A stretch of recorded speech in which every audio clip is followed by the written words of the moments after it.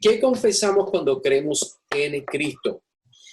Lo primero que quisiera decirle a ustedes es de que hay un contexto de Juan capítulo 6 para nosotros poder apropiadamente hablar y contestar ciertas preguntas, ciertas observaciones del texto. Y quisiera comenzar, como siempre, vamos a leer el texto.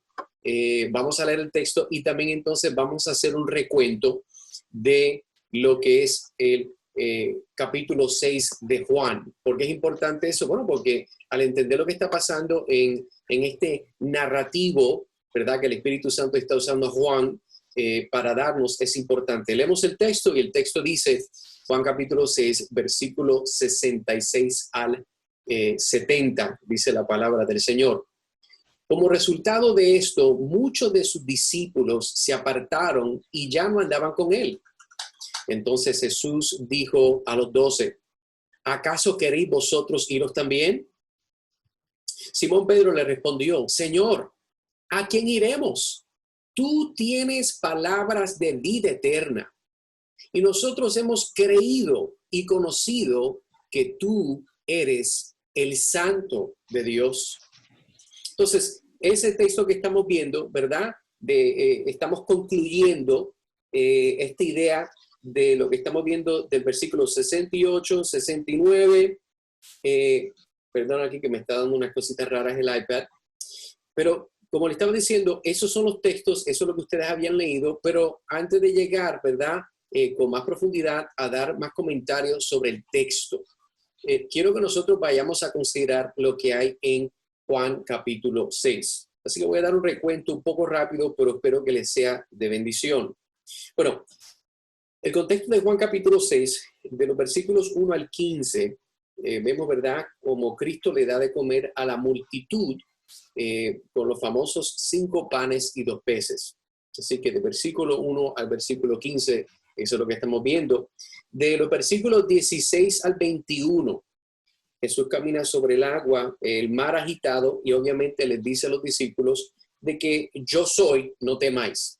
Si lo puede leer más en detalle ese narrativo. De los versículos 22 al 40, Jesús dice y reprende a la multitud y les dijo, yo soy el pan de la vida. Y esto fue un problema muy grande que causó, y le invito más tarde que usted pueda sacar el tiempo para leer lo que está diciendo Juan capítulo 6, porque es muy interesante en los sucesos que están tomando lugar. Ahora, del versículo 41 al 59, los judíos murmuran porque Jesús dijo en la sinagoga, yo soy el pan que descendió del cielo. Y Jesús declaró que negarlo a él es negar al Padre. Así que aquí se está formando un poco de presión. Recuerde de que esto está pasando en medio de una cultura ultra judía, una cultura que cree en el Shema. ¿Se acuerda de que creen en un solo Dios? Y esto está causando muchos problemas. Pero continuamos viendo aquí versos 60 al 71. Aquí vemos la reacción de los discípulos a las palabras de Jesús. Dice ahí, muchos fueron escandalizados porque Jesús dijo que nadie viene al Padre si no es por él. Así que continúa esta tendencia, continúa, ¿verdad?, esta presión creciente por las palabras que Cristo estaba diciendo. Así que tenemos una idea sencilla de lo que está pasando, Juan capítulo 6, y esta última parte, ¿verdad?, que estamos hablando del 60 al 71, vamos obviamente nosotros enfocarnos en nuestro texto en el día de hoy. Pero lo que quiero hacer tal vez hoy es tal vez algo un poquito más diferente. Vamos a ver los textos, pero quisiera ayudarnos a estudiar estos textos haciendo unas preguntas claves para ayudarnos a entender lo que el texto está diciendo. Y comenzamos con el versículo 66 del capítulo 6 de Juan. Y la pregunta que puse aquí es, ¿desde cuándo muchos de los discípulos se fueron? ¿Desde cuándo muchos de los discípulos, perdone ahí que mi computadora no es bilingüe, le gusta el inglés y pone disciples, por más que trato de arreglarla, siempre me quiere hablar Spanglish, así que me disculpa por eso, se fueron los discípulos. Pero algo bien particular que quiero que usted vea es de que esta idea de cuándo fue que se fueron los discípulos, tenemos que ver el texto, porque la razón por la cual estos discípulos, y vamos a ver quiénes son estos discípulos, se fueron, era por una serie de cosas que Cristo estaba diciendo y la reacción a las personas que estaban escuchando lo que él estaba diciendo. Así que quiero que leamos el reconteo, ¿verdad?, de algunos versículos en capítulo 6, por lo menos del versículo 28, dice, entonces le dijeron, ¿qué debemos hacer para poner en práctica las obras de Dios? Que tenemos aquí el pueblo, versículo 29, respondió Jesús y les dijo, esta es la obra de Dios, que creáis en el que ha enviado, que creáis en el que Él ha enviado. En otras palabras, está diciendo, si ustedes van a hacer y practicar las obras de Dios, ustedes tienen que creer en el que Dios ha enviado. Y esa persona sabemos quién es, ¿verdad? Esa persona nosotros sabemos que es Dios hecho hombre, el Dios hombre. Así que quiero llevarlo por este transcurso de textos para ver por qué es que estos discípulos tales se fueron. ¿Por qué es que las personas se dispersaron? Miren el capítulo 6, versículo 32. Entonces Jesús les dijo, en verdad os digo, no es Moisés el que os ha dado el pan del cielo, sino que es mi Padre el que os da el verdadero pan del cielo. Aquí está algo interesante, es mi Padre. Esto tuvo que chocarle a muchas personas porque volvemos, Cristo está declarando una identidad, ¿verdad?, de ser el hombre de Dios, a decirle que ese es su Padre. Versículo 33. Porque el pan de Dios es el que baja del cielo y da vida al mundo. El pan de Dios es el que baja del cielo y da vida al mundo. Así que aquí hay una conexión, ¿verdad?, de lo que Cristo está haciendo y hablando de Moisés en el Antiguo Testamento, está haciendo una conexión de que la forma que Dios le dio de comer al pueblo, el maná, Cristo entonces está diciendo, yo soy ese pan que el Padre ha enviado. Entonces, ya aquí la cosa se está poniendo difícil para muchos judíos. Continuamos, capítulo 6, versículo 38.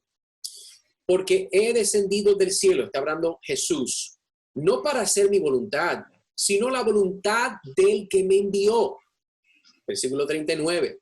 Y esta es la voluntad del que me envió, que de todo lo que él me ha dado, yo no pierda nada, sino que lo resucite en el día final. Versículo 40. Porque esta es la voluntad de mi Padre. Volvemos aquí de nuevo, mira clarito, de mi Padre, que todo aquel que ve al Hijo y cree en él, esto es clave, tenga vida eterna, y yo mismo lo resucitaré en el día final. Tienen que entender algo, cuando dice y yo mismo, entendemos que dentro de la cultura judía, en aquel día escatológico, aquel día que va a llegar, ellos creen que Dios iba a haber una gran resurrección y Dios va a juzgar, pero eso sería Dios. Y al Cristo estar diciendo estas palabras, Él está haciéndose verdad y diciendo yo soy el equitativo de lo que es Dios. Continuamos, capítulo 6, versículo 48. Mira lo que dice aquí. Yo soy el pan de la vida. Vuestros padres comieron el maná en el desierto y murieron. Este es el pan que desciende del cielo para que el que coma de él no muera. Versículo 51. Yo soy el pan vivo que descendió del cielo. Si alguno come de este pan, recuerden que aquí cuando está hablando de este pan, él está hablando de sí mismo. ¿Okay? Vivirá para siempre, y el pan que yo también daré por la vida del mundo es mi carne. ¿Okay? Ahora, vemos estos versos y estas palabras que Cristo está diciendo. Entonces, entendemos que al final, si usted está leyendo el texto, la razón por la cual estos discípulos tales se van es porque lo que Cristo está diciendo ahora está causando el comprometer, ¿verdad?, lo que ellos creen como una cultura. La idea de aceptar que este hombre que se llama Jesús de Nazaret dice, mi carne es lo que ustedes tienen que comer, mi sangre es lo que ustedes tienen que tomar, está causando problemas porque saben que si ellos llegan, la multitud acepta esas declaraciones, se van a formar y se van a buscar un problema muy grande porque se entendía de que solamente había un Dios. Pero vamos a continuar en esta pregunta. ¿Cómo se está usando entonces la palabra discípulos en este verso? Porque si vamos a ver el verso, mire lo que dice ahí Juan 6:66. Como resultado de esto, esta parte aquí, como resultado de esto, mira aquí bien, es todo lo que hemos cubierto en esos versos que le estaba leyendo. Como resultado de esas palabras, como resultado de esas implicaciones que está haciendo Cristo, muchos de sus discípulos se apartaron y ya no andaban con él. Ahora, interesante es ver, quiero enfocarme esta idea de discípulos, porque la palabra discípulos en el griego se traduce, trate de poner en español o de escribirlo de tal forma que usted pueda decirlo. Yo sé que en español no hay un sonido TH, pero es mathetes. Esta palabra discípulo aparece 269 veces en el Antiguo Testamento, ¿ok? Y es importante que nosotros entendamos cómo es de que el escritor está usando esta palabra, porque si usted dice, bueno, si ellos son discípulos de Cristo, entonces, ¿cómo es que ellos se apartaron? Y le voy a dar un ejemplo. Hoy en día, yo no sé si ustedes alguna vez han hablado con personas de España. Usted, obviamente, si es latino, si es caribeño, ha escuchado muchas expresiones muy curiosas que nosotros hacemos. Una de ellas, yo escuchaba a unos españoles hablar y tuve que hacer la pregunta, y ellos se llamaban tío. Oye, tío. Y yo, pero espérate, ¿será que esta persona es un tío? Yo estaba un poco confundido y era de que ellos usan el término tío, ¿verdad? Como decir amigo, una palabra de afecto. Entonces, de la misma forma que en la cultura española se usa esta palabra tío, ¿verdad? Como una palabra de afecto. Le doy otro ejemplo. En nuestra comunidad latina, nosotros, ¿verdad? Decimos, saludos familia. A cualquier persona que nosotros, ¿verdad? Tenemos un afecto, un cariño, pero en realidad no significa que es familia. En realidad no es que es su primo, no es su hermano, no es su tío, ¿verdad? No es un yerno. Simplemente nosotros usamos expresiones, ¿verdad? Coloquiales para decir, saludos familia, personas, ¿verdad? Que nosotros conocemos, tenemos. Y de una forma muy parecida, esta palabra que estamos viendo aquí, esta palabra discípulo se está usando. Porque aunque estas personas, la Biblia dice que son discípulos, estas personas eran estudiantes, eran aprendices de las palabras y las enseñanzas de Cristo, pero estamos viendo que en un momento particular, en base a lo que estábamos leyendo en los versos pasados, estas personas se apartaron y ya no andaban con Él. ¿Quién es Él? Con Jesucristo. Y esto es muy, muy particular. Entonces, podemos continuar con la próxima pregunta, que es, ¿cuál es la aparente contradicción que vemos en este texto? Mire el texto, versículo 66. ¿Cuál es la aparente contradicción? Y quiero que usted vea esto, porque estamos diciendo que como resultado, eso ya lo cubrimos, ¿verdad? En los versos que yo le estaba leyendo, el resultado de esto, muchos de sus discípulos, eso lo estamos viendo, se apartaron. Entonces, hay una contradicción que usted pensaría, espérate, pero si son discípulos, ¿por qué se apartaron? ¿Cómo puede ser que un discípulo verdadero se va a apartar? Y una de las cosas que quisiera hacer es tratar de también dar una definición. Cuando nosotros hablamos, ¿verdad? En el mundo evangélico, la idea de lo que es un discípulo, ¿verdad? Un discípulo de Cristo. Un discípulo de Cristo es un seguidor aprendiz. Un discípulo de Cristo es un seguidor aprendiz. Uno de los textos que quise compartir, mira aquí abajo, en esta área, este texto nos dice, ¿verdad? Si alguno quiere venir en pos de mí, ¿quién es el mí? Este mí es Jesucristo. Niéguese a sí mismo, tome su cruz y sígame. Así que interesante ver esta contradicción, porque estamos viendo de que hay unos tales discípulos que se apartaron y ya no andaban con Jesús. Sin embargo, Cristo en otro lugar dice que aquella persona que quiera venir en pos de Él tiene que negarse a sí mismo, tiene que tomar su cruz y seguirle. Un verdadero discípulo de Cristo es una persona, un seguidor aprendiz, una persona que sigue, escucha y practica las enseñanzas del Señor Jesucristo. Y esto es muy importante porque quise poner unas preguntas para ponerlos a pensar, ya que tenemos visitas. Y una de ellas, ¿alguna vez has escuchado algo que te chocó de Jesús por la cual no quieres seguirlo? Hay muchas sectas. Están los testigos de Jehová, están los mormones, y todos hablan de Jesucristo. Todos dicen, sí, nosotros creemos en Jesucristo, Él es el Hijo de Dios. Pero ellos creen cosas que no son bíblicas. Ellos creen cosas que contradicen muchas de las directrices claras del Señor Jesucristo. Y por lo cual hay muchas personas que dicen, ¿sabes qué? Eso me está raro. Esa idea de ellos no van a dar una transfusión de sangre y se le va a morir su mamá porque ellos, pues eso es violación, eso es quebrar la ley de que en la sangre está la vida. Hay unas cosas muy interesantes. Hay muchas personas hoy en día que no quieren o no siguen al Señor Jesucristo porque han escuchado cosas que han hecho conexión con la palabra de Cristo, pero no se trata de Cristo. Hay muchas ideas, muchas doctrinas que la gente asimila supuestamente que Cristo las enseñó cuando Cristo no las enseñó. Y la forma que ellos enseñan o explican la palabra de Dios es una que hace un pretexto para un mal entendimiento de un contexto en lo que ellos saben de la palabra de Dios. Así que puede ser que alguien esté con nosotros, has escuchado algo que te chocó, que dijo, wow, eso está bien raro. Y puede ser que fue raro, pero puede ser en la realidad de que no es bíblico.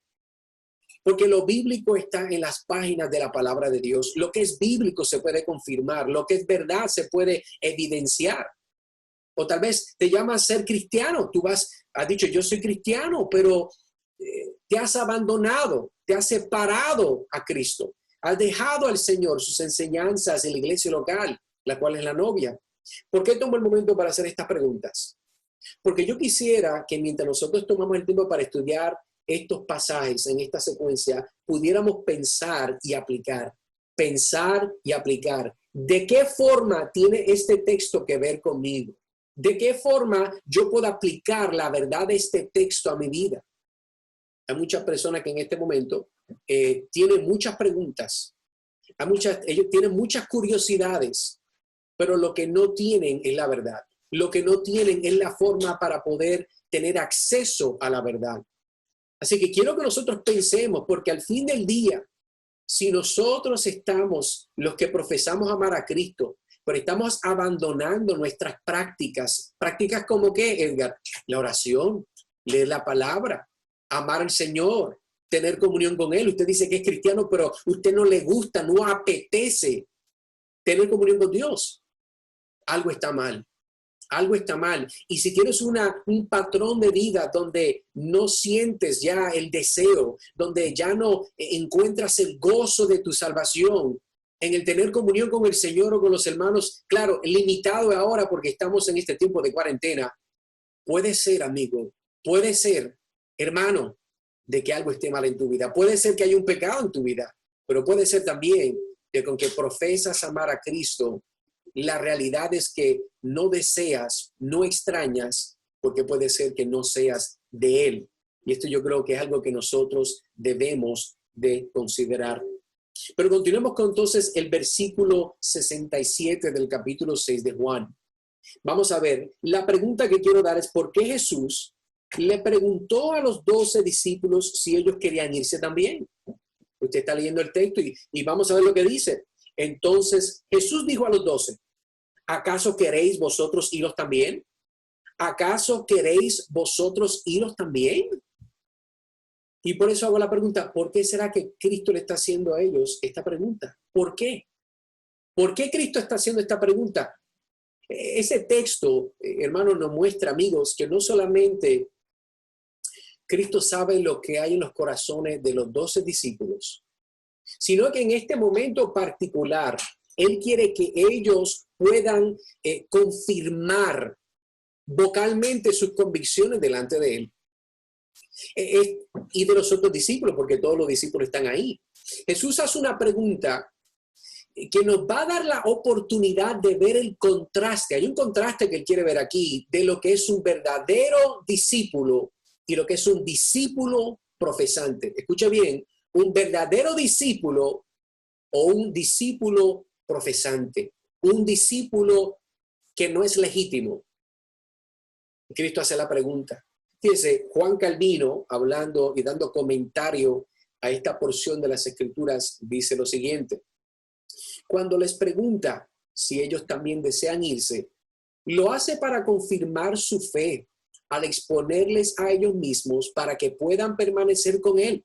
También les exhorta a no convertirse en compañeros de apóstatas. Escuche bien. De hecho, si la fe se funda en Cristo, no dependerá de los hombres y nunca vacilará, aunque veamos el cielo y la tierra mezclándose. Interesante, ¿verdad? Las palabras que está diciendo. Aunque veamos cosas que no tienen sentido, una persona que legítimamente es un discípulo de Cristo, es una persona que continúa fielmente en la palabra y en la práctica del Señor Jesucristo. En la palabra y en la práctica de nuestro Señor Jesucristo. Pero pregunta, ¿y tú? ¿Y tú qué estás siguiendo? ¿Estás siguiendo la multitud hoy en día o estás siguiendo a Jesús, el pan de vida? ¿Estás siguiendo todo, verdad, este pensamiento que las personas tienen a veces de miedo, de desesperamiento? ¿O tienes paz? ¿Confías en Dios? Porque entiendes y crees que estás en la mano de Él. ¿Prefieres creer en Cristo pero sin tener que ser un fanático de Jesús?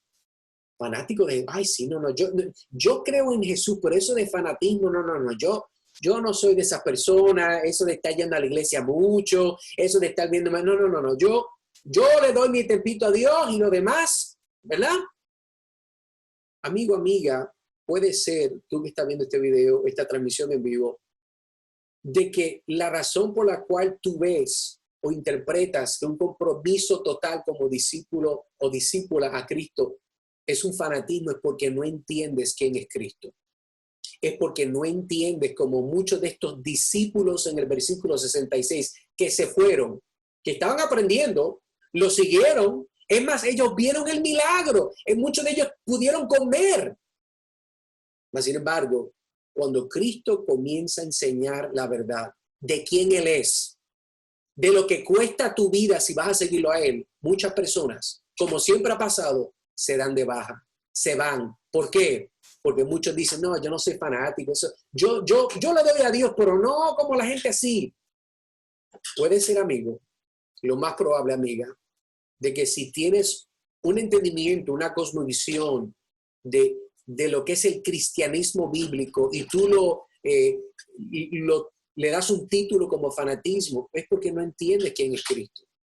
No entiendes que Él se merece toda la gloria. No entiendes que Él es el creador de todas las cosas. Él es el Dios todo omnipotente. Todo lo que tú ves es de Él, incluyéndote a ti mismo. Y es importante que consideremos esto. Pero continuamos entonces con el versículo 68 y hice esta pregunta. ¿Cómo comienza Pedro su declaración de quién es Jesús?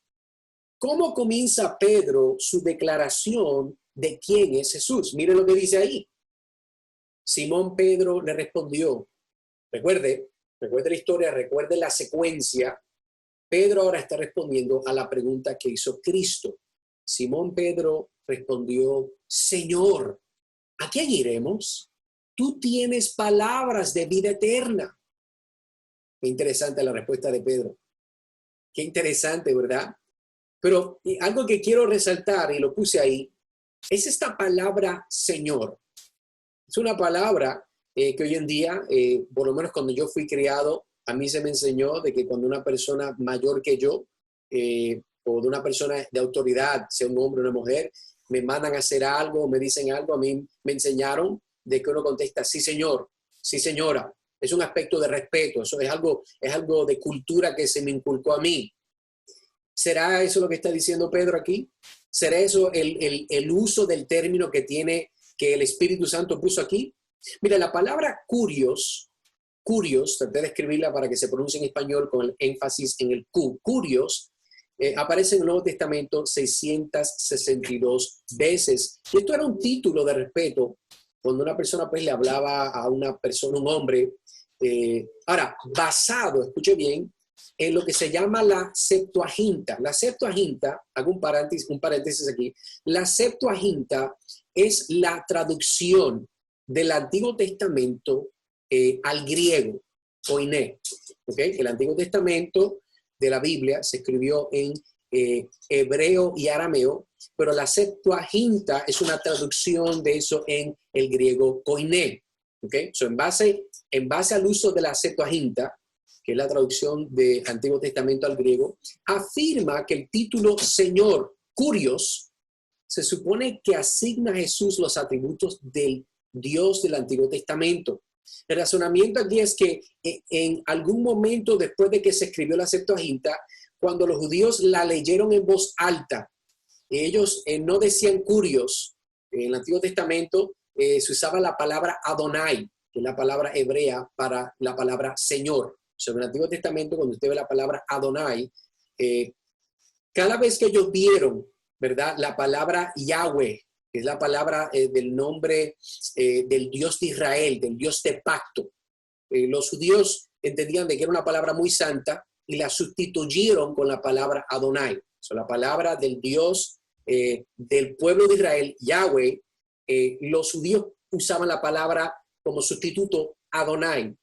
Pero más tarde, cuando entonces tenemos la traducción de la Septuaginta, que es la traducción del Antiguo Testamento al griego, se reemplazó con la palabra Kurios. Así que entienda bien que cuando la Biblia está hablando del Señor, está hablando del Dios Todopoderoso, el Dios de la creación, el Señor de los cielos y la tierra. Y interesante es el caso que cuando está aquí Simón respondiendo a una pregunta muy interesante, usted tiene que entender que en esta situación, quiero que usted se imagine la tensión que hay en el aire.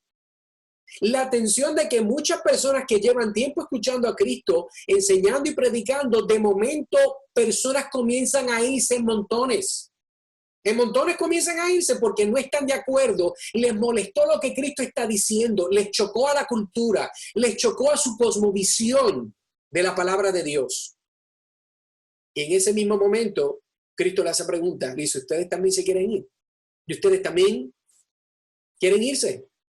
Pero entonces mire cómo contesta Simón Pedro, Señor, Kurios, Señor, ¿a quién iremos? Si tú tienes palabras de vida eterna.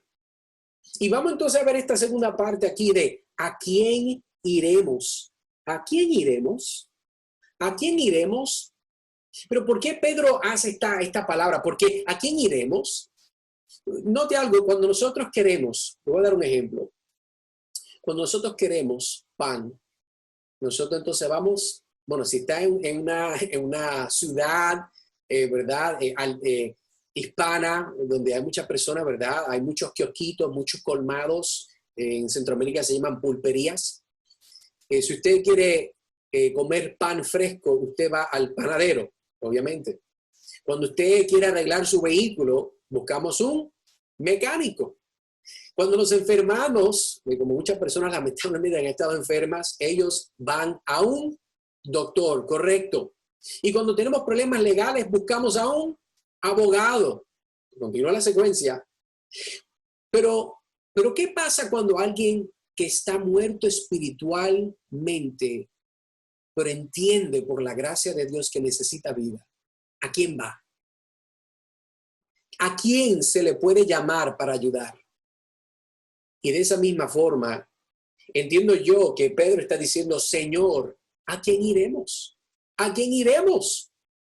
Y él contesta su propia pregunta y él dice, tú tienes palabras de vida eterna.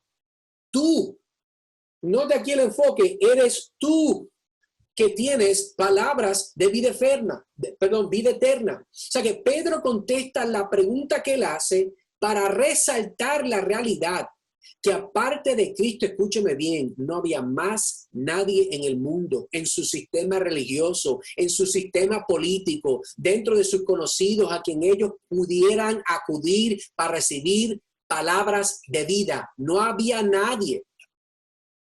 Entiendan de que Pedro y los discípulos sabían que abandonar a Jesús sería garantizar su propia destrucción en un futuro muy cercano. Por eso Pedro afirma, cuando él dice con toda convicción, en voz alta al frente de los otros 11 discípulos, tú tienes palabras de vida eterna. Gloria a Dios por esa declaración. Entienda algo, eso solamente lo puede decir alguien que se le ha dado vida eterna. Eso solamente lo puede decir alguien que ha sido nacido de nuevo. Eso solamente lo puede decir alguien que se le ha dado ojos para ver, oídos para escuchar. Y por eso es que Pedro está diciendo, tú Curios, tú Señor, tú Dios, hombre, tú tienes palabras de vida eterna. Qué bendición para nosotros ver, hermanos, que en momentos de dificultad, cuando usted se sienta que no puede continuar en su caminar cristiano por los problemas, los viles, las enfermedades, las frustraciones, recuerde, ¿a quién iremos? Solamente Cristo tiene palabras de vida eterna. Solamente Cristo tiene palabras de vida eterna. Y que Dios nos ayude, amados, que en los momentos de nuestras debilidades podamos recordar que el Espíritu Santo nos traiga a la mente esta verdad de que solamente Dios, el Dios hombre, el que está sentado a la mano derecha del trono del Padre, tiene palabras de vida eterna. Ahí es donde nosotros tenemos nuestra confianza, ahí es donde nosotros tenemos nuestra paz, ahí es donde nosotros tenemos nuestra esperanza. Que Dios nos ayude, hermanos, a mantener una actitud balanceada, calibrada por el Espíritu Santo a través de la palabra de Dios. Pero continuemos. Continuamos aquí en el versículo 68 y quiero que usted vea algo bien particular. ¿Verdad? Vimos de que Pedro contesta su pregunta haciendo esta expresión que dice, tú tienes palabras de vida eterna. Otra pregunta que vamos a ver ahora en el versículo 69, Pedro afirma las convicciones y fe de los discípulos. ¿Pero cómo lo hace? Mire bien. Mire lo que dice Pedro continuando. Y nosotros hemos creído y conocido que tú eres el Santo de Dios. ¿A quién iremos? Si solo tú tienes palabras de vida eterna. Y nosotros hemos creído, el texto dice ahí, y conocido que tú eres el Santo de Dios. Pero veamos algo aquí, y lo puse aquí. Note esta palabra nosotros. Nosotros es un sustantivo de tercera persona plural. Me explico. Yo puedo decir yo, primera persona, usted, tú, segunda persona, nosotros, tercera persona plural, nosotros. Note de que en este momento Pedro le está diciendo, y yo he creído y conocido que tú eres el Santo de Dios. Él lo podía decir. Él podía decir porque la pregunta que hizo Jesús no era para que necesariamente alguien la contestara por el todo, por el grupo. Jesús sencillamente dijo, ¿quieren irse ustedes? ¿Quieren seguir a los otros que no quieren creer lo que estoy diciendo? Ustedes quieren irse también. Sin embargo, mire interesante, Pedro contesta y dice, nosotros hemos creído y conocido que tú eres el Santo de Dios. En este momento, Pedro, ¿verdad? Que era un poquito, decían las personas, atrevido, pero en este momento Pedro, como quien dice, líder en el grupo, que amaba a Cristo, él entiende claramente de que Cristo, en el transcurso del tiempo que él estuvo con estos discípulos, él les dio palabras de vida, él les enseñó a ellos. Ellos vieron cosas que nosotros las podemos hoy en día leer y muchas más que la palabra de Dios no están escritas. Pero ¿sabe qué? Pedro está diciendo, nosotros hemos creído. Es interesante, ¿verdad? De que Pedro no tiene más nada que decir que lo que él sabe que es la única verdad. Es tan clara esta verdad que Dios le ha dado de Cristo a Pedro, de que Pedro sin ningún problema está haciendo esta declaración a favor de los 11 discípulos. Fíjense, en el lenguaje griego podemos ver que estos verbos están en un tiempo pasado. En otras palabras, nosotros hemos creído, hemos conocido, pero continúa. No era como muchas personas hoy en día dicen, sí, yo creí en Cristo, yo le di mi vida al Señor, pero hoy, ¿sirves al Señor? ¿Sigues a Jesucristo? ¿Le sirves hoy en día? Bueno, es que la vida se ha puesto muy difícil y el trabajo, y yo no estoy diciendo que no debemos de tomar nuestras responsabilidades, no estoy diciendo de que no seamos personas, ¿verdad? Ciudadanos responsables, padres, amas de casa, hermanos, hijos, personas responsables. Pero la pregunta es, ¿estás demostrando lo que has creído, que has dicho que crees? Porque como vimos anteriormente, hay discípulos que son profesantes, pero no son de verdad discípulos, y el factor se demuestra porque ellos son seguidores, aprendiz, pero no quieren continuar. Así que mire qué interesante, continuemos. Él dice, y nosotros hemos, él no dice yo, él dice, nosotros hemos. Pero vamos entonces a ver esa otra parte de esta declaración. Es muy importante verla paso por paso. Y nosotros hemos creído. La palabra que estamos viendo aquí, esta es la palabra que se pronuncia pistevo. Pistevo, la palabra pistevo en el griego aparece más de 243 en su totalidad, 243 veces. Esta palabra es tener fe. Esta palabra es confianza o ser fiel. Depositar totalmente la confianza en algo o en alguien. Eso es lo que estamos viendo aquí. Pistevo. Pedro está diciendo, y nosotros hemos pistevo y conocido que tú eres el Santo de Dios. Nosotros hemos creído, nosotros hemos confiado, nosotros tenemos fe, nosotros queremos ser fieles en depositar totalmente nuestra confianza. ¿Y por qué Pedro está diciendo esto? Bueno, vamos a continuar leyendo. Porque hay otra palabra en esta secuencia. Vemos aquí primero, hablamos de que no era solamente él. Ahora estamos viendo la idea de creído. Estamos hablando de esta palabra pistevo, pero vamos un paso más. Vimos entonces de que no es solamente él, son ellos, no solamente han creído, pero ahora vamos a ver esta conocido. Conocido. Conocido, bueno, sí, yo conozco el presidente Trump, pero podemos decir que aún esa palabra tiene un uso. Porque yo decir yo conozco al presidente Trump no significa que él es amigo mío, no significa que yo he compartido con él, no significa que él me conoce a mí. Yo tener un conocimiento de algo es otra forma de usar esta palabra. Pero la forma que el Espíritu Santo está usando al autor para darnos esto, esta palabra ahora conocido es esta palabra ginosco. Ginosco. Y ginosco, la razón por la cual no es que quiero que usted se convierta en un sabe todo del griego, pero son palabras muy importantes que creo que debemos enfocarnos. Esta palabra ginosco aparece 221 veces en el Nuevo Testamento, pero ginosco es el uso semántico, es de saber, entender, percibir, distinguir o discernir. ¿Entienda algo? Pedro está diciendo, y nosotros hemos creído, nosotros hemos percibido, nosotros sabemos, nosotros distinguimos, nosotros hemos discernido que tú, ¿quién es el tú?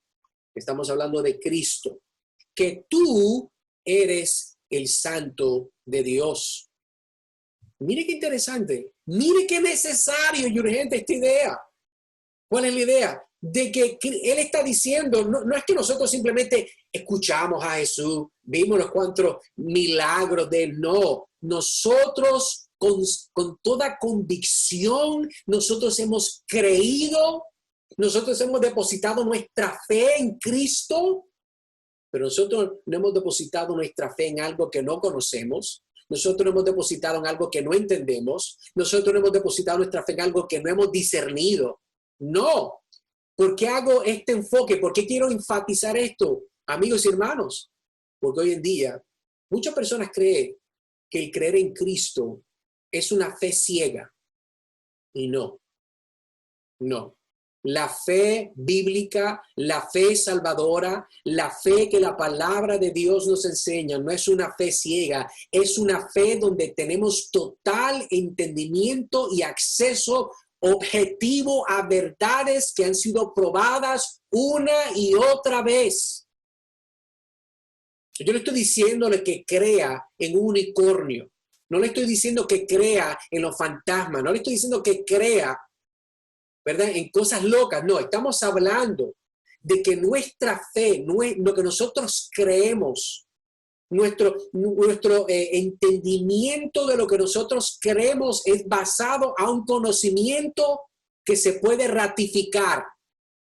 Eso es lo que está diciendo Pedro en este momento. Y nosotros hemos creído, pisteo y conocido, gnosco, que tú, Jesús, eres el Santo de Dios. ¡Qué bendición! Te hago la pregunta. ¿Tú has creído? Amigo, amiga, ¿tú has creído? ¿Has creído porque tuviste una experiencia, se te pararon los pelos, fuiste a una iglesia, te pusieron las manos? ¿Has creído porque, pues nada, la música estaba tocando y sentiste llorar? ¿Has creído? ¿Por qué has creído? ¿Porque tu mamá creyó? ¿Porque tu papá creyó? ¿Porque te criaron en ese sistema religioso? ¿O has creído porque has conocido? Dos cosas diferentes. Creer en algo que tú no conoces es creer, pero es creer en ignorancia. Dios no nos llama a creer en ignorancia. Dios nos llama a conocer con total certidumbre lo que estamos nosotros creyendo. Y lo que nosotros creemos es porque lo conocemos. Decir que tú crees en Cristo y nunca haberlo conocido es una mentira. Porque el que conoce genuinamente a Cristo no tiene más nada que hacer más que creer toda su vida en Él. Gloria a Dios por eso. El que conoce al Hijo de Dios siempre va a creer en Él, va a confiar en Él, va a depositar su vida en Él. Usted se acuerda unas semanas pasadas cuando yo le compartí la analogía, ¿verdad?, del paracaídas, que ¿verdad? Si fuera a coger fuego el avión y nos tenemos que tirar por la puerta, nos dan un paracaídas, usted no se va levemente a amarrar el paracaídas, usted tiene que amarrárselo duro, porque dependiendo de qué tan fuerte está amarrado el paracaídas, su vida puede ser que sea salva. Eso no es meramente creer, es creer porque usted ha conocido, usted ha discernido, usted ha entendido. ¿Conoces a Cristo? ¿Sabes quién es Cristo? ¿Sabes por qué es importante saber de Cristo? Bueno, continuamos aquí con esta tercera parte. Miren lo que dice aquí. Continuamos con esta descripción, ¿verdad?, de Pedro. Él dijo que nosotros hemos pisteo, nosotros hemos gnosco, pero entonces ahora vamos a ver esta idea, el Santo de Dios. La expresión el Santo de Dios es una bien interesante y aparece en otras partes de la Biblia por un grupo bien único. Y quiero compartir quién es ese grupo. Yo quiero enseñarle quién es este otro grupo que la Biblia nos muestra que han usado esta expresión y quiero que usted se ponga a pensar conmigo. Mire lo que dice Marcos capítulo 1, versículo 24, diciendo, ¿qué tenemos que ver contigo, Jesús de Nazaret? ¿Has venido a destruirnos? Yo sé quién eres, el Santo de Dios. Dice, bueno, venga, pero ¿quiénes son estas personas? ¿Quién es esta persona? Bueno, si usted lee en el contexto, usted va a ver de que es demonios. Los demonios saben de que Jesucristo es el Santo de Dios. Voy a dar otro verso, mire conmigo. Lucas capítulo 4, versículo 34.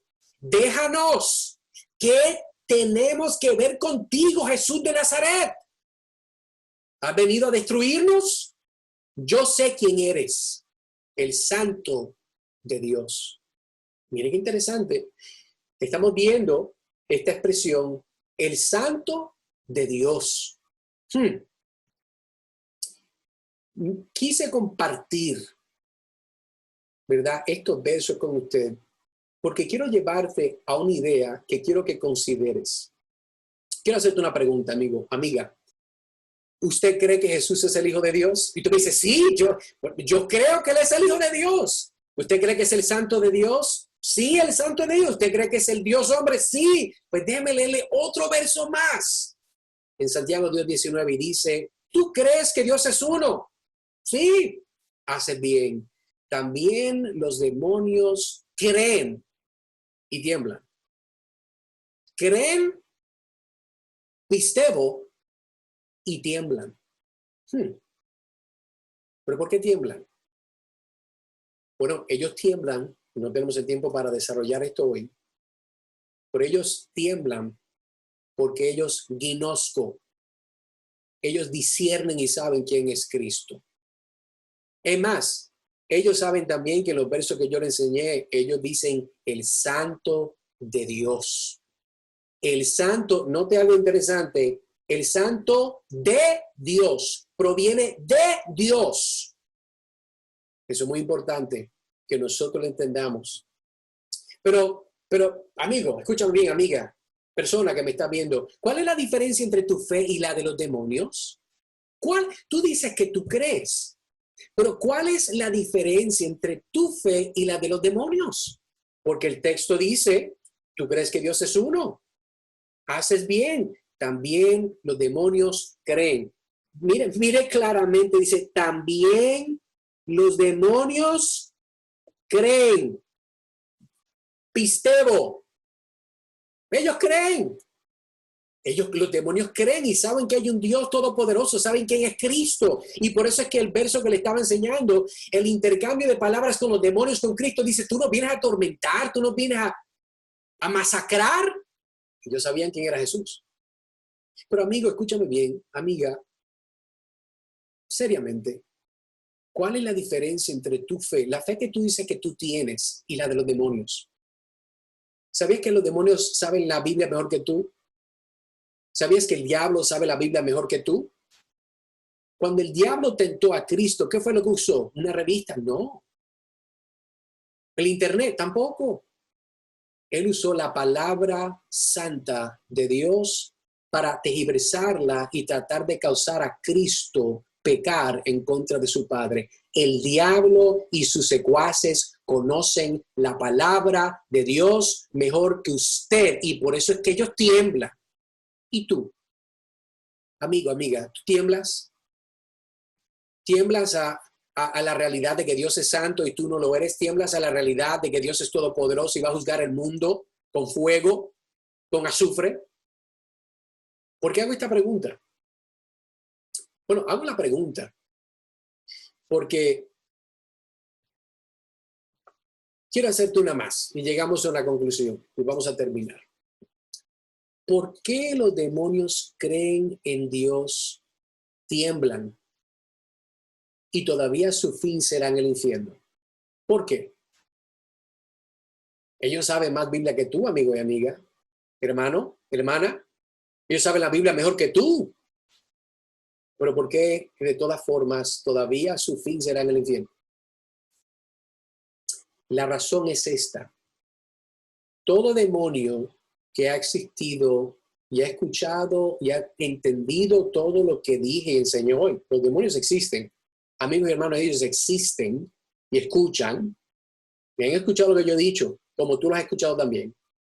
Mas, sin embargo, ninguno jamás, ningún demonio, ángel caído, un ángel caído es un demonio, los que siguieron a Satanás en su rebelión, esos son demonios, ángeles caídos. Mas, sin embargo, ninguno jamás ha respondido ¿en qué? Aquí está la clave, en fe y arrepentimiento como resultado de escuchar el evangelio.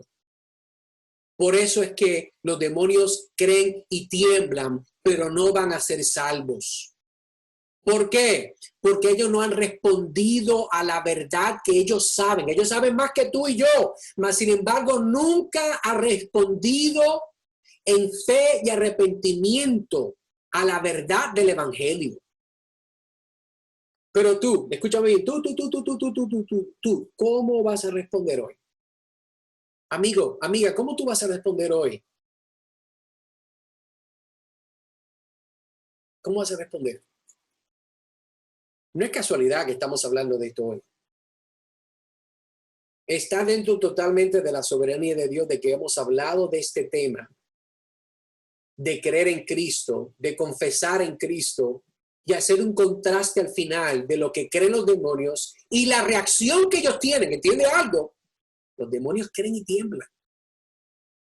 Pero Tú tal vez no tiemblas, tú pecas cuando te da la gana, mientes, quiebras la ley de Dios, tú mientes cuantas veces quieras, no te sientes mal, codicias, mientes en los taxes, ves a personas del sexo opuesto, las deseas, y tú no tiemblas. Tal vez tu conciencia se pone un poquito, ¿verdad?, sensitiva y te sientes mal, pero tú no tiemblas delante de Dios. Porque no conoces a Dios, porque el Dios que tú dices que crees no existe. Pero ¿cómo va a ser? Espérate. Edgar, amigo, estás cruzando la línea, tranquilízate. No, amigo, amiga, con respeto quiero hacerte una plegaria. Si tú genuinamente entendieras quién es Dios, si tú entendieras la gravedad de tu pecado delante de Dios y lo que Dios ha hecho por pecadores, y lo vamos a hablar ahora, tú mostrarías en tu vida un renacimiento a causa de la obra de Dios en el Evangelio. Vamos a orar en breve, pero ¿qué es el Evangelio? ¿Por qué es que el Evangelio es la única solución, la única respuesta a la pecaminosidad de todo hombre y de toda mujer que ha existido y va a existir? Porque el Evangelio, amigo y amiga, nos muestra la realidad de un Dios santo.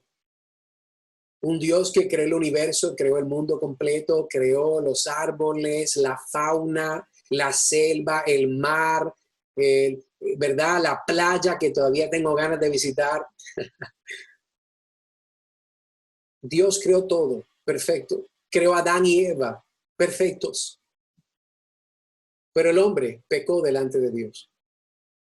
Dios le dijo, mira, Adán, tienes todo. Es más, Adán, tú vas a nombrar todos los animales con tu esposa. Tú vas a tener dominio de toda la creación con tu esposa. Vas a subyugarlo todo con tu esposa. Pero no comas de este árbol, le dijo Dios. No comas de este árbol. Usted sabe la historia. Él comió del árbol. No vamos a entrar en los detalles de cómo ni por qué, pero él quebró lo que Dios le dijo, no hagas esto. Dios le dio una ley, Dios le dijo, no hagas esto, y él lo hizo. Desde Adán y Eva, toda persona que ha nacido, nace 100%, no hay ninguno que no haya nacido con el virus del pecado.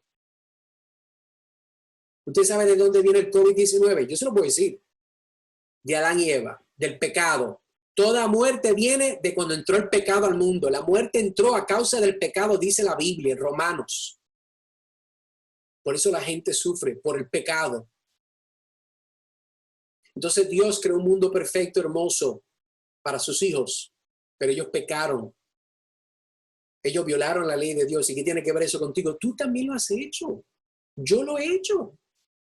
Tú has mentido, tú has robado.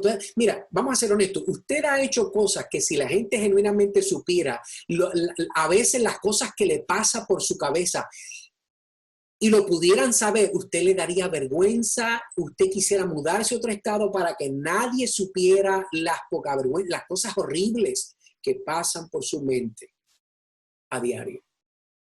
¿Usted cree que Dios no ha visto eso? ¿Usted cree que Dios no ha escuchado sus pensamientos? La Biblia dice que Dios ve todas las cosas. ¿Usted cree que sus pensamientos, sus intenciones, Dios no las ha visto? Dios las ha visto todas. Mas, sin embargo, está vivo y viva hoy.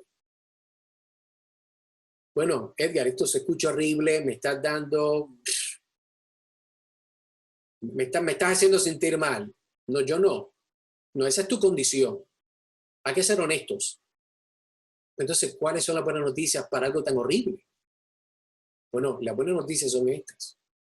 De que aunque tú y yo no merecemos el infierno por nuestros pecados, Dios el Padre, con mucho amor y misericordia, mandó a su Hijo unigénito a través de una jovencita fiel que amaba la palabra de Dios. Se llamaba María. Él nació. Y quiero que entiendas algo, amigo. El Jesucristo, el Verbo, el que fue parte, ¿verdad?, de la creación de este mundo, porque Él es Dios. Recuerda, Él es Dios, Él es Dios. Él tuvo que aprender a escribir, Él tuvo que aprender a leer. Él tuvo que obedecer a su mamá como tú y yo hemos tratado de hacerlo y no lo hemos hecho porque nosotros todos hemos deshonrado a nuestros padres. Hemos violado esa ley. Cristo no. Cristo no mintió, Cristo no codició, Cristo obedeció toda la ley moral de Dios perfectamente. Lo que tú y yo nunca hemos podido hacer ni vamos a hacer, Cristo lo pudo hacer perfectamente. ¿Qué tiene que ver eso contigo y conmigo? Él fue el perfecto candidato designado por el Padre para ir a la cruz. ¿Pero por qué a la cruz? Ahorita celebramos la Pascua. Sí, la Pascua. ¿Qué es la Pascua? La idea de que los judíos, cuando vino el ángel de la muerte y pasaba, ¿verdad?, por las casas de los hebreos, aquellos que temían a Dios, Dios les dijo a su pueblo de que en esa noche, cuando viniera el ángel de la muerte, que en el dintel del marco de las puertas, ellos fueran a sacrificar, ¿verdad?, un cordero, que con la sangre del cordero pusieran esa sangre en el dintel de la puerta. ¿Por qué? Porque al ángel de la muerte pasar sobre esa casa y viera esa sangre, eso sería símbolo ¿de qué? De que en el futuro iba a haber otro cordero perfecto, inmolado, enviado por el Padre, para que una vez y por todas hiciera un sacrificio perfecto y tú pudieras ser librado del juicio de Dios que viene de camino. Y de la misma forma que el pueblo de Israel pudo ser librado de la muerte de sus primogénitos, porque tenían esa sangre en el dintel, en el marco de la puerta, Cristo fue a la cruz. ¿Para qué? Para hacer un intercambio, un perfecto sustituto por personas como tú y como yo, que no nos merecemos nada más que la condenación de un Dios santo y justo. Entonces, ¿qué te estoy diciendo? ¿Que hagas una oración y repitas después de mí y pidas a Jesucristo en tu corazón? No, no. Tú debes de arreglar cuentas con Dios en privado, de hablar con Él, derramar tu corazón delante de Él, clamar a Él, pedirle misericordia a Él. Pero quiero darte esperanza, amigo y amiga, hermano, de que por la obra de Cristo nosotros, el Padre nos ha dado la habilidad de a través del Hijo poder ser reconciliados con Dios, poder tener perdón de pecados pasados, presentes y futuros por la obra de Cristo. No por la obra de nada que tú puedas hacer. Esto no es de ayunar y orar y caminar de rodillas a tal templo. Y no. Y de dar tantas ofrendas, de tanto dinero, una semilla y todas esas cosas raras que la gente dice, no están en la Biblia. Para ser salvo es algo que Dios da. Es un regalo, es por gracia. Si Dios te lo debe, tú no lo puedes pagar de toda forma y eso es blasfemia. Si Dios te lo debe, es porque tú eres perfecto y justo, y aquí nadie es perfecto y justo, solamente el Hijo de Dios. Así que en conclusión, te invito, amigo y amiga, el considerar estas preguntas que estamos viendo hoy, ¿verdad? De ¿qué pasa? ¿Qué pasa cuando nosotros confesamos a Cristo? Bueno, nosotros podemos solamente confesar a Cristo si Dios nos ha dado fe y arrepentimiento.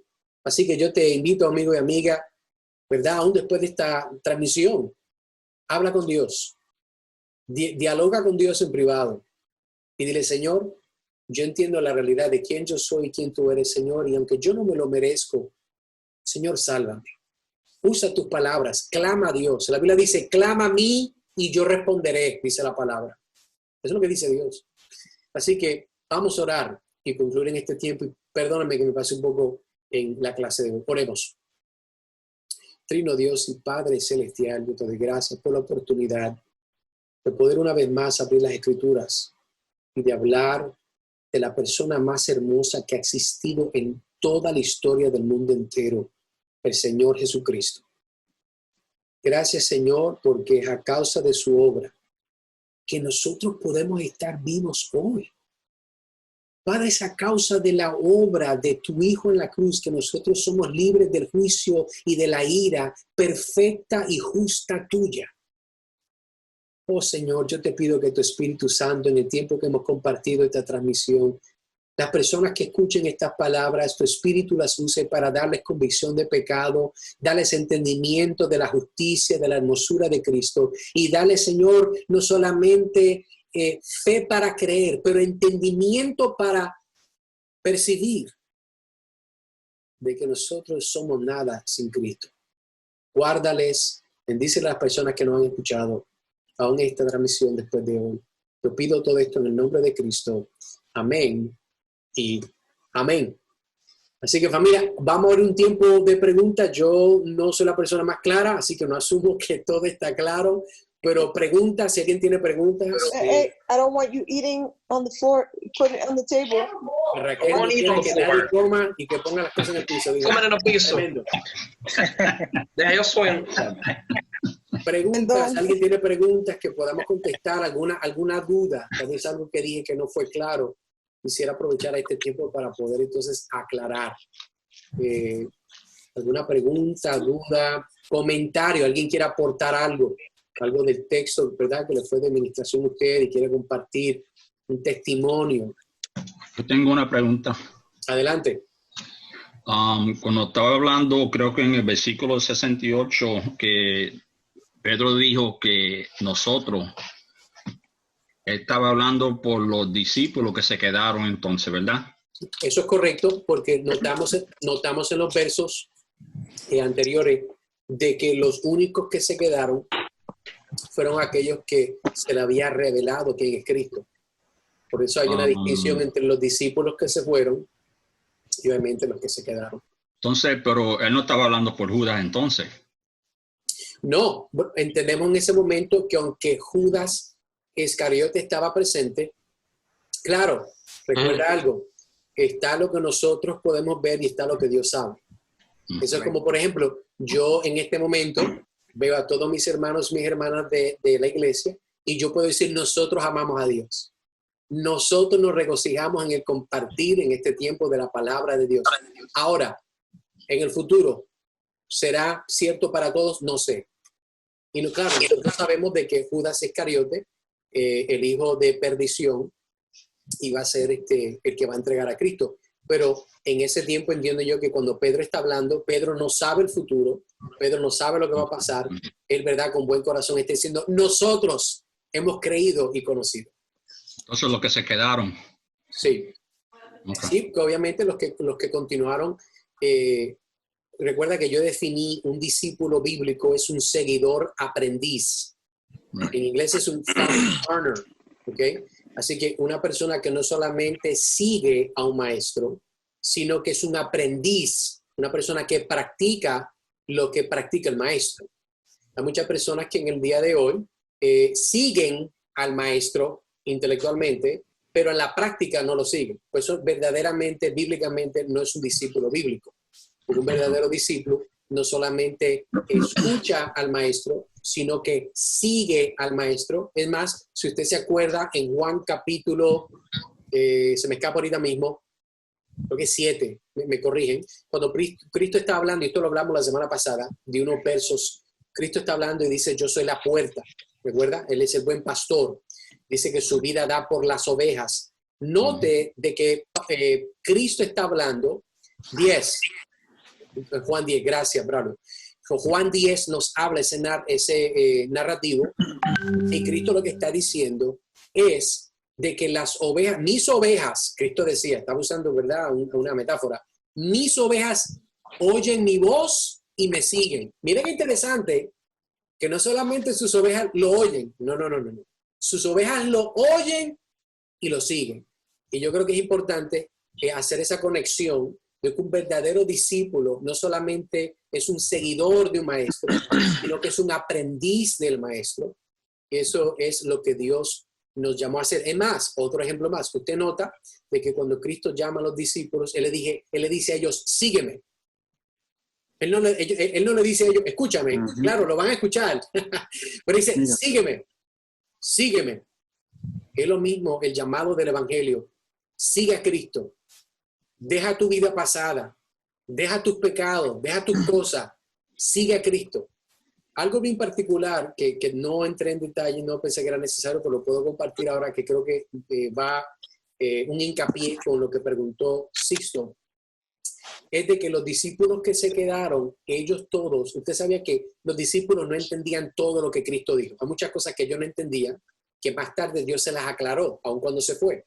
Dios se la recordó, el Espíritu Santo le recordó lo que Cristo había dicho. Mas, sin embargo, note de que los discípulos creyeron y conocieron. El Señor, ¿a quién iremos?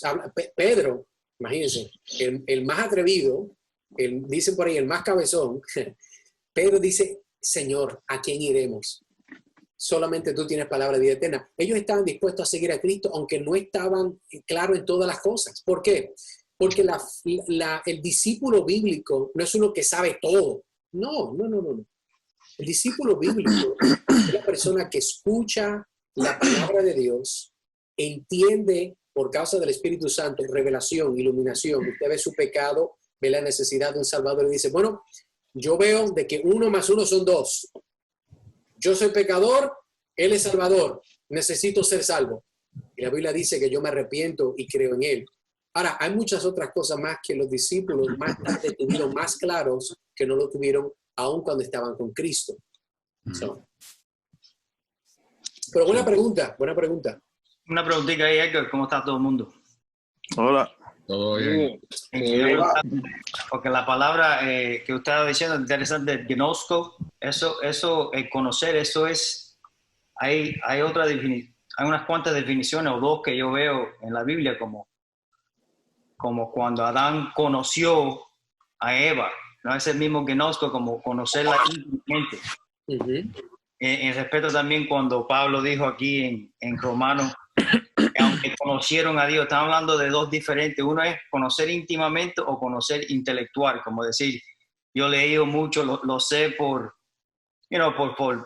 facts, por cosas que uno conoce, han visto, ha escuchado después, pero no es conocer íntimamente como conocerlo porque Dios te ha dado para conocerlo, ¿no? ¿O estoy equivocado? No, está correcto. Por eso había dado el ejemplo en breve por ejemplo, cuando hablé de que si yo conozco al presidente Trump. Bueno, yo decir que lo conozco, tal vez estoy hablando de una forma intelectual, porque yo en realidad no lo conozco. Yo no conozco al presidente, yo no tengo intimidad con el presidente y honestamente, si vamos a usar la palabra en su sentido total, yo digo que yo conozco, en la forma que tú hablaste de una forma íntima, cuando Adán conoció a su mujer, pues esa persona me tiene que conocer a mí. Si yo digo que conozco a Eddie y Eddie dice, Edgar, ¿quién es Edgar? No sé quién es Edgar. Pues entonces, yo decir que yo conozco a Eddie, lo más probable es una idea intelectual, factual, de hechos, pero no es que yo conozco a Eddie de una forma que él me conoce a mí. Yo creo que ese aspecto es importante, lo que está mencionando Eddie, porque cuando él dice que nosotros creemos, hemos creído y nosotros hemos conocido, está hablando de un aspecto de total intimidad. O sea, tú no puedes depositar tu fe en algo que no conoces, que ese era el punto que estaba haciendo. O sea, no es algo que tú sabes. No. Estoy hablando de depositar tu vida y tu alma. Eso es muy diferente. O sea, por ejemplo, te doy un ejemplo. Nosotros que somos padres, esto los solteros no lo van a entender, pero un día lo van a entender. Nosotros que somos padres, hay personas que nosotros nos pueden, cerca de nosotros, echarle un ojito a los nenes. Mira, vélame los nenes. Pero otra cosa es que tú permitas que alguien cuide tus hijos sin tú estar presente. Es otra cosa.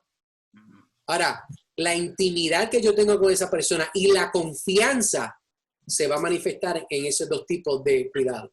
Está un cuidado porque estoy cercano y confío en ti, pero está otro cuidado donde yo confío totalmente en el bienestar de mis hijos contigo. Dos cosas diferentes. Amén. Gracias. Buenas noches. Adelante, Braulio. Hola, ¿cómo están? Sí, papá, extrañándolos ustedes. Todo. No, quería dar un ejemplo más. En Juan 8 tenemos un ejemplo donde habían muchos judíos que vinieron a creer en Cristo, pero Jesucristo le respondió a Juan 8:31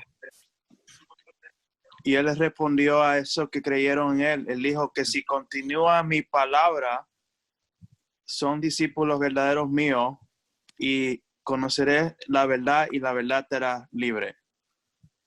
So, no es nada más decir que yo conozco o que yo creo en Cristo, es continuar. Y el que continúa es un discípulo verdadero y la verdad lo hará libre. Sí, eso es correcto. Yo creo que Juan 15 dice, yo soy la vid, vosotros los pámpanos. Se está hablando de nosotros permanecer en él. La misma temática. Nota de que Cristo, lo que hace el mensaje de Cristo tan hermoso, era de que era tan sencillo. Esa es la verdad.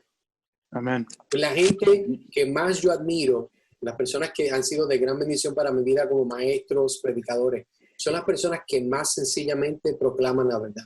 Cristo era el perfecto ejemplo.